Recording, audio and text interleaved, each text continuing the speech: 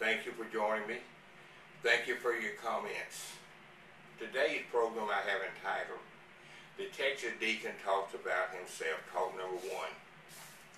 A couple of close friends of mine have said that my viewers would like to know something about me, and I've never really known one way or the other whether they would or not. Anyway, one of my viewers asked me some questions.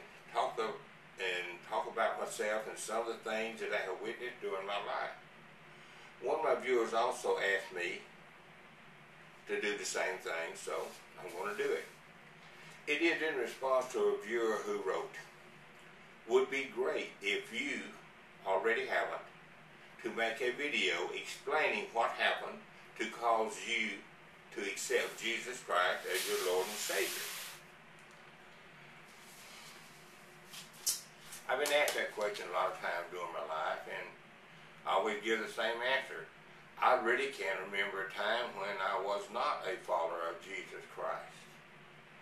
Some of my earliest memories are my mother talking to me about Jesus. I'm 68 now, and I was born in 1943. I have vague memories of World War II, mainly because of all the stress that was in everybody's mind, because everybody virtually had someone that was in the war, and the death toll in World War II was quite high. It was through these talks with me that Jesus had just always been a part of my life. Growing up in East Texas, it's churches everywhere, so I was 18 years old when I made my public confession and was baptized. In the lesson on water baptism, I talked about that baptism, where we were baptized in a pond, dirty pool, tank, depending on what you call it in your part of the country. Muddy. We waded through mud out in this dirty water. 7 of us held hands. But one thing that I did not mention when I talked about water baptism, that one of the hands I was holding was my mother.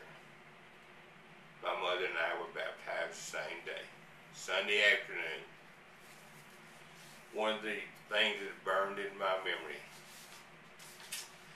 My mother had very little formal education. She did not complete the 6th grade.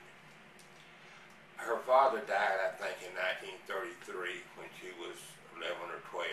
And in those days, we did not have social programs. A family either made it or the family didn't make it.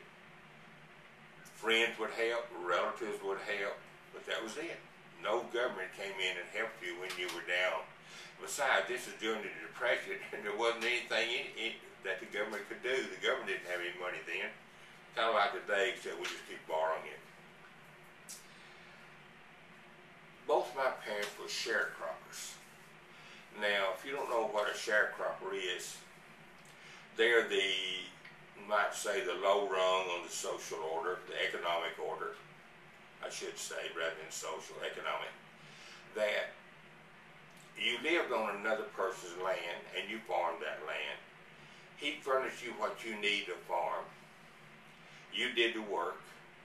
And whatever crop you made, you shared it with the owner. If I remember correctly, the cotton and corn were the 2 big main crops. You got 2/3 of the corn and half the cotton. Cotton was the money crop. And he furnished you some sort of little shack of a house to live in. Of course, everybody had wood stoves. They did the cooking. Electricity wasn't around very much, so no problem there. Before World War II, this country was basically an agricultural country, agrarian. After World War II, we started to change. We started to change big time. We were already an industrial nation, but we became the world's leading industrial nation after World War II. And a lot of good things came out of it. A lot of bad things came out of it.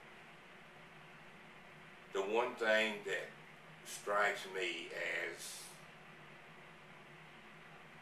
bad that come out of it. It seems to me that the further we got from the land, the further we got from God.